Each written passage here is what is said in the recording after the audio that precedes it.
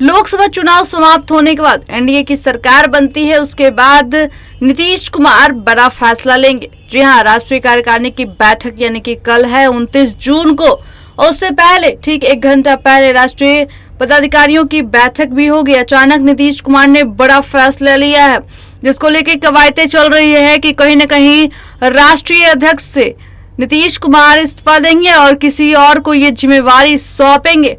और वहीं इस बैठक को लेकर बिहार से दिल्ली तक की सियासी हलचल तेज हो गई। ये चर्चा है कि नीतीश कुमार किसी को जदयू का राष्ट्रीय कार्यकारी अध्यक्ष की जिम्मेवारी सौंप सकते हैं।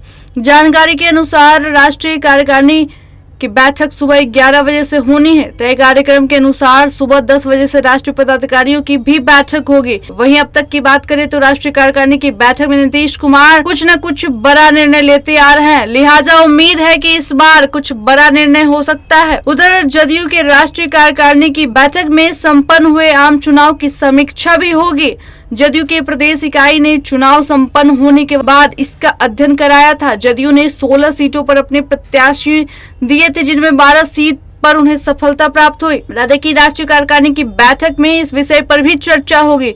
केंद्रीय मंत्रिमंडल में शामिल जदयू मंत्री किस प्राथमिकता के तहत अपना काम करेंगे। नीतीश कुमार के संबोधन के साथ जदयू राष्ट्रीय कार्यकारिणी की बैठक भी समाप्त होगी। और वही बता दें, जिस तरीके से कहा जाए कि पिछली बार की अगर बात करें तो पिछली बार भी 29 दिसंबर को राष्ट्रीय कार्यकारिणी की बैठक हुई थी और बैठक के बाद, जी हाँ, बैठक के ठीक 1 महीने बाद सरकार बदल गई थी। यानी कि महागठबंधन की बिहार में सरकार टूटी और एनडीए की सरकार बनी। लेकिन एक बार फिर से सियासी हलचल तेज हो गई है, क्योंकि कहा जा रहा है, जी हाँ, अश्विनी चौबे के एक बयान से सियासी हलचल तेज हो गई, क्योंकि उन्होंने कहा है कि विधानसभा चुनाव में नीतीश कुमार के नेतृत्व में नहीं, भाजपा के नेतृत्व में ही चुनाव होंगे और भाजपा के ही सरकार बनेंगे।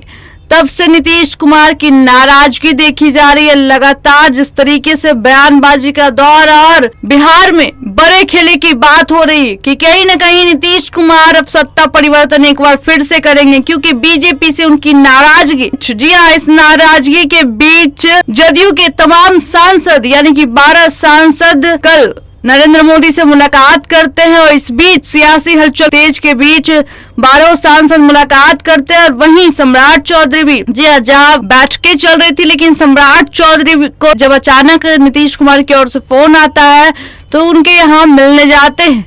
जिस तरीके से कहा जाए कि सियासी हलचल तेज हो गए, बिहार में कुछ बड़ा खेला होने वाला है, जिसकी कवायदें शुरू हो चुकी है। लेकिन देखना होगा कि आखिर सच में नीतीश कुमार एक बार फिर से सत्ता परिवर्तन करेंगे या फिर उनकी जो मांगे हैं वो पूरी होगी। लेकिन देखना होगा कि आखिर क्या कुछ होता है। फिलहाल इतना ही, बने रहे देशवाणी न्यूज के साथ।